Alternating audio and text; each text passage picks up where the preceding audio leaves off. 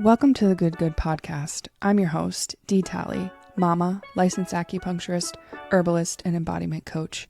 Here we dive deep into the realms of energy, consciousness, awareness, empowerment, and personal transformation to help you create a more vibrant and juicy life. Hey everyone, thank you so much for joining me. This is the Good Good with Dee Talley, and I'm your host, Dee Talley. Thank you for being here. So I just did like a huge unboxing because like we've been talking about this and all this like 30 days to her and all this stuff, and I had started purchasing clothes. There was like a shit ton of Black Friday sales, and I purchased some clothing that was on super sale. And even if it wasn't on sale, whatever, but I bought a bunch of like maximalist clothing. Maximalism to me means like bright colors, daring patterns, like mixing and matching like off-kilter looking things together.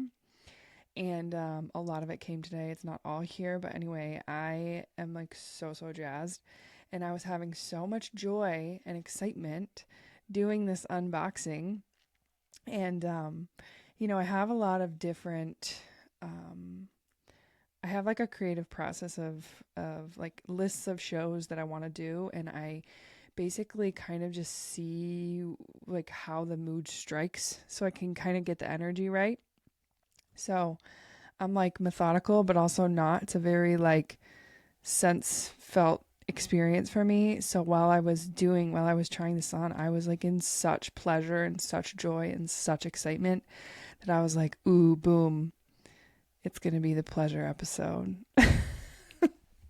I want to talk specifically about pleasure and healing. And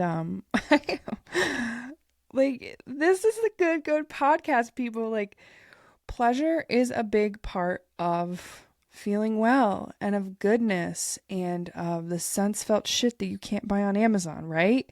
So we have to talk about pleasure.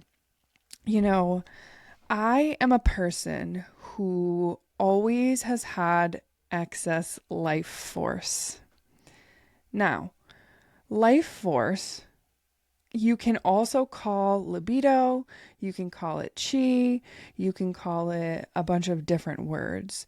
However, to me, libido and life force are the same thing. So you don't actually have to use your life force for sex or for sexual things. You can definitely, and that's super fun, but you don't have to.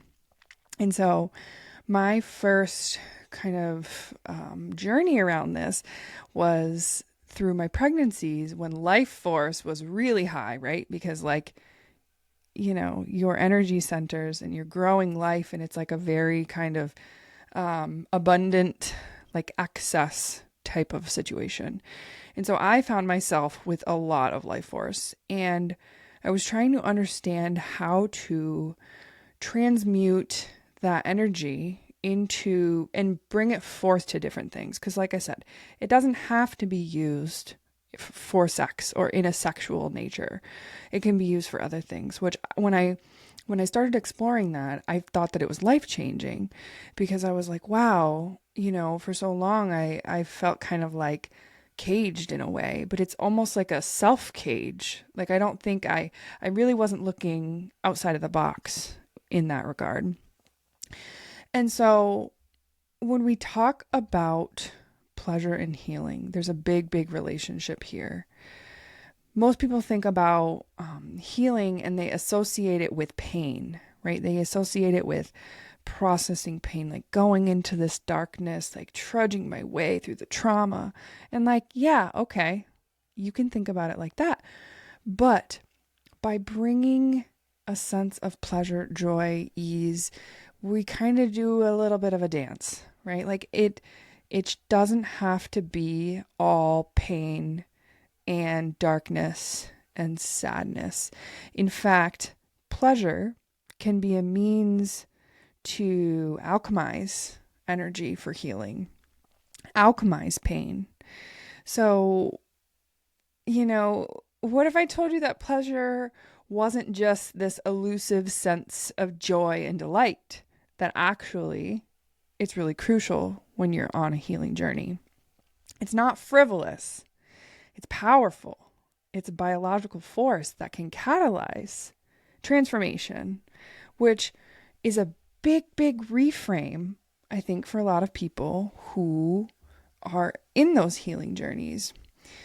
And we have to talk a little bit about the biology of pleasure. So it's not just a feeling, it's actually a physiological response that our body has. And when we experience pleasure, whether that's through laughing or touching or indulging in something that we love, our brains release a cocktail of different neurotransmitters like dopamine, oxytocin, serotonin. These are feel-good, stress-relieving chemicals. But they do more than just make us feel good. They reduce inflammation. They help us with immune function. They help with stagnant energy. They help move stagnant energy that's associated with emotional and physical discomfort to allow flow. So we're talking about the wider implications of this on the nervous system, because when you are in it, right, like when you're in this healing journey, the nervous system, we need to feel safe in order to heal. Those who are recovering from chronic stress or trauma need to understand that actually we can shift our nervous system. So pleasure resides in like a parasympathetic rest and digest type of setting in our body. I'm going to call it a setting. Our sympathetic nervous system is our fight, flight, freeze, or fawn, right? So we talked a little bit about that in previous episodes.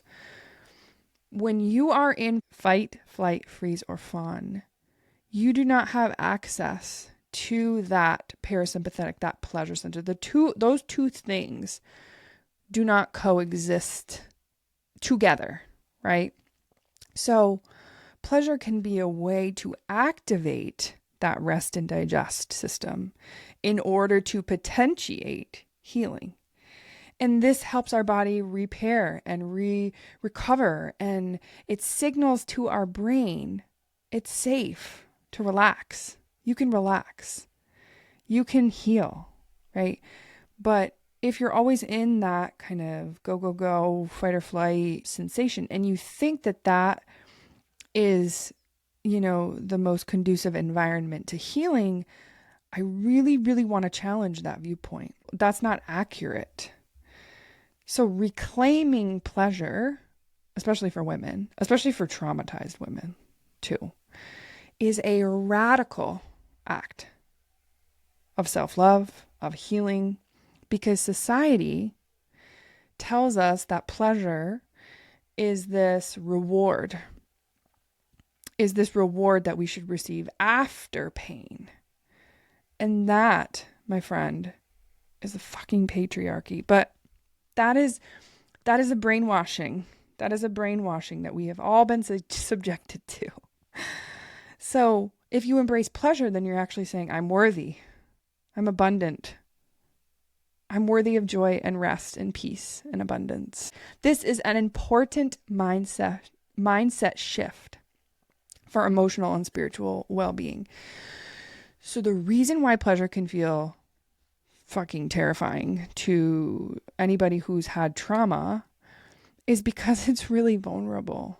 It's an extremely open energetic experience for our systems. And that openness can feel really unsafe in a lot of ways. And so if you've ever been raped or abused or traumatized, or, the list goes on and on, I always say that it's important to go slow in the reclamation of pleasure. So what does that mean? It means seeking pleasure in ways that are very simple, but uncomplicated. Simple, not easy, but uncomplicated types of pleasure. For example, feeling the sun on your face, tasting your cup of coffee, allowing yourself to laugh without holding it back. I'm not saying go straight to a pleasure practice, sexual pleasure practice. I mean, cool. If that's your jam, that's sweet. But I think that tipping our toe into the pond of pleasure, especially after trauma, is important to signal to our body that we're safe, and that it's almost like training, where it's like, okay, I was safe when I felt the sun on my face and let myself feel those feelings. I was safe when I laughed and my system felt really good. I was safe. It's like constantly reminding yourself, I'm safe, I'm safe, I'm safe, I'm safe. So then you can go even further into other types of pleasure practices. Now, when I'm saying pleasure practice, it's like a huge spectrum, and it doesn't have to be sexual in nature, but it could be sexual in nature. And so that's the wonderful thing. It's like, but when I say pleasure, I think a lot of people think sex or masturbation. That's not what I'm saying necessarily. But it could be. But the thing is, pleasure resides in all areas of our life. It's infiltrated everywhere. So if we just save it for sex or for our partners, golly, we're missing it. Pleasure shouldn't be just saved for sex. It can infiltrate your whole fucking life. Your whole life can be infiltrated by pleasure. How amazing. I'm like goosebumps. I'm like titillated right now. Golly. The word titillated. It's one of my fucking favorite words ever. So, gradual acts of pleasure with reminding of safety allows our bodies to open in larger and more meaningful ways. We can do this through our senses, right? Sense felt, I'm like a fucking robot. Touch, self-massage, massage in general, cuddling, giving a hug to somebody, even just putting your hand on your shoulder, that counts. Touch, movement, right? Movement, dance, yoga, stretching, tasting something, tasting that piece of cake, that cup of coffee, that whatever it is that lights you up. Listening to the birds, listening to the water, music that you love, seeing, right? Surrounding yourself with beauty and nature, seeing the sun, seeing the clouds, actually allowing yourself to look at it, right? All of these are ways in which we experience pleasure. And like I said, it infiltrates. It infiltrates our life. It's not just one way. So there is a relationship between pleasure, the erotic, and healing. And so when I say the word erotic, I think a lot of people think of like sensuality or intimacy or desire or libido, but that's not necessarily what I'm saying. I'm saying, and there is an amazing essay by Audre Lorde. You can actually Google the YouTube, like the speech. Oh my God, just so fucking good. It's beautiful, beautiful, beautiful. But Audre Lorde talks about the erotic as a lens through which we can view our life. So we're talking embodied pleasure. We're talking about walking down the street and feeling your life force. Not like a fucking weirdo. Like you're not like, being inappropriate, right? It's not like that. It's a way to cultivate your intimacy to yourself as a lens through which you see your life. Honest to God, when I was learning all about this in my life over the course of years, I had so many like moments of my mind blowing, because I'm like, I've always just used life force for sex. Never thought of it as a means to infiltrate my whole life and to cast that lens of the erotic on my life. And that, my friend, is a gift, because it's a well of creativity. It's a well of connection, and embodied pleasure is essential for healing. It's an invitation.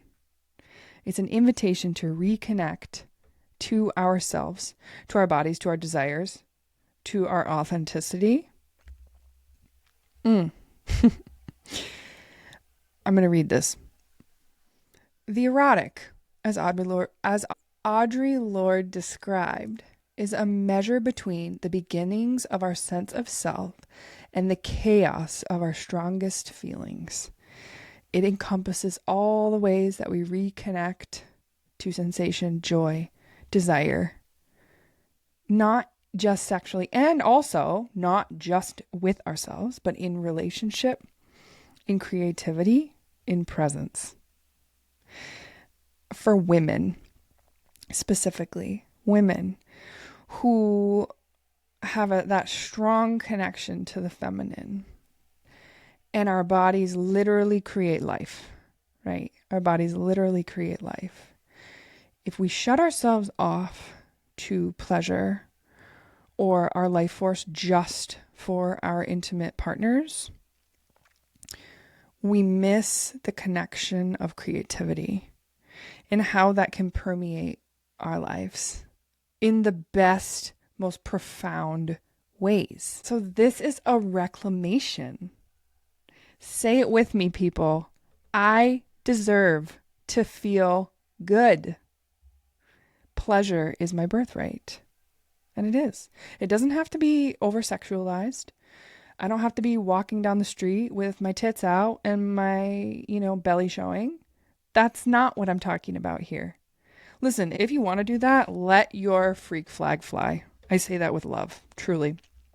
But that's not what I'm talking about.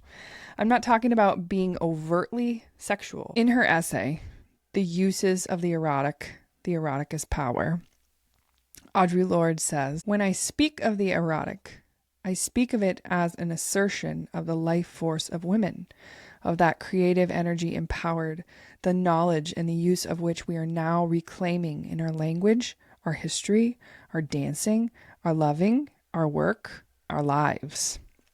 She goes on to argue that the erotic is the absolute opposite of pornography, saying the erotic is not about what we do, it's about how acutely and fully we can feel by doing. She says the erotic is deeply, deeply felt, not experienced as a superficial, depersonalized experience of what pornography is.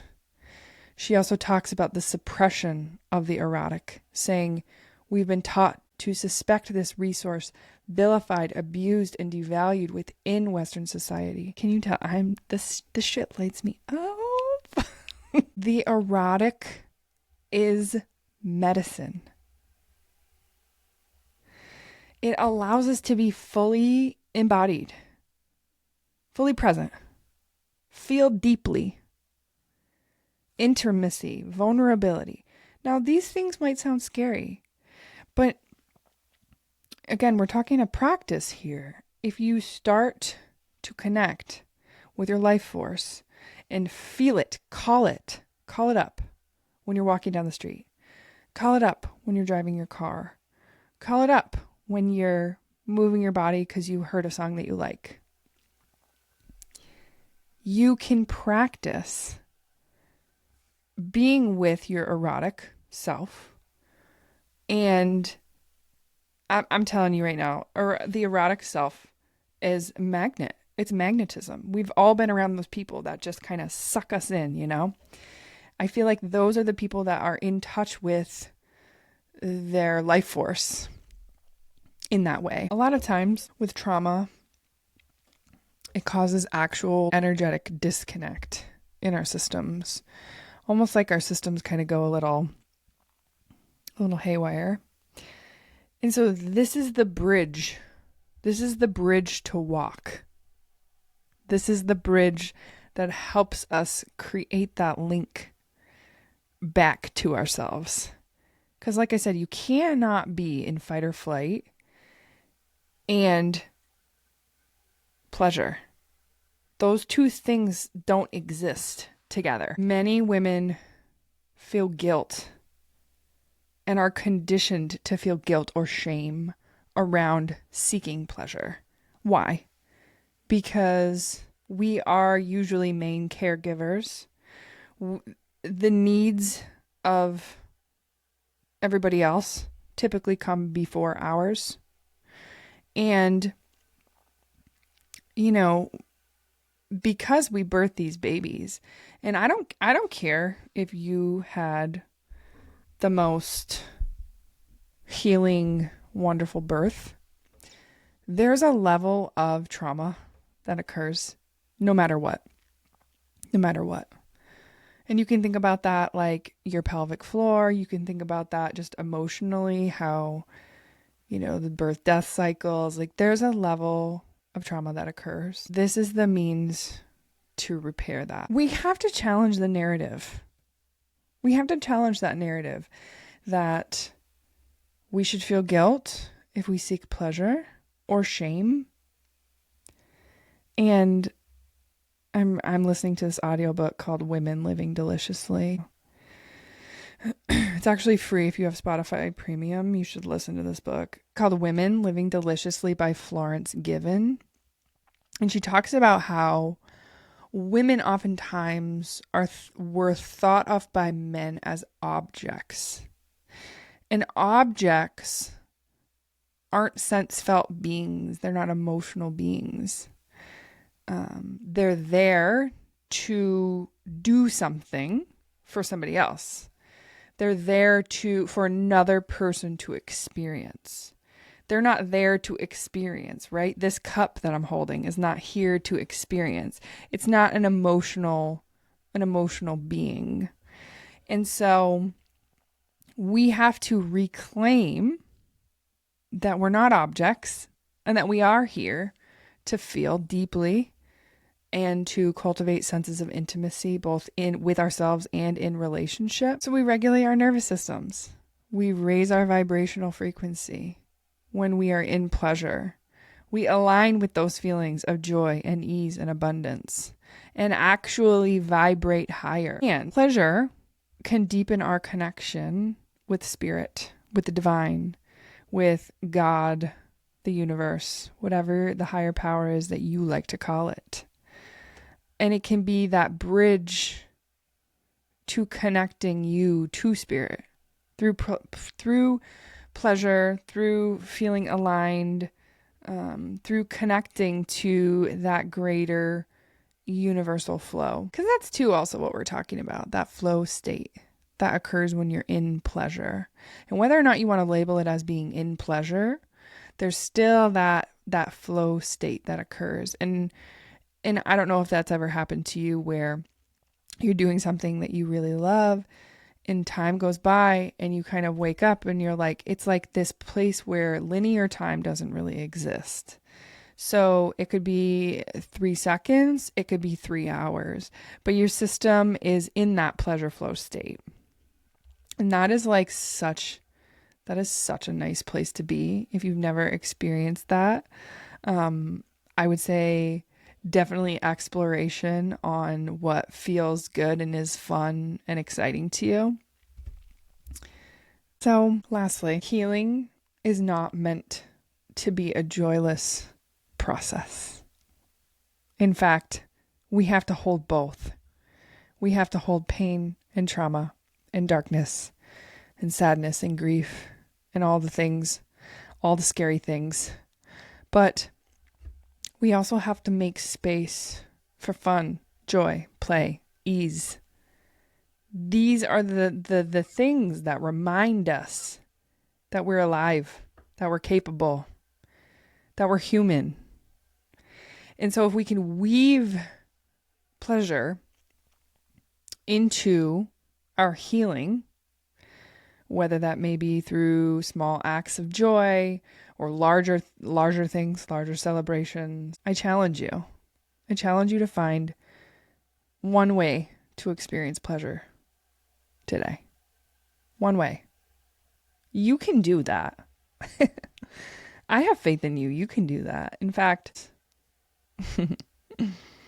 if I were to venture a guess, I would say that that one way, that one experience that you're tuning into to experience pleasure will multiply, because where your attention goes, that's where the energy flows.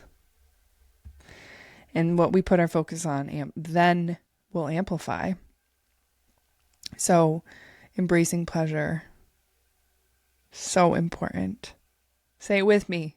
I'm worthy of pleasure. That is all I have for you today. Thank you so much for joining me, and I will see you in the next episode.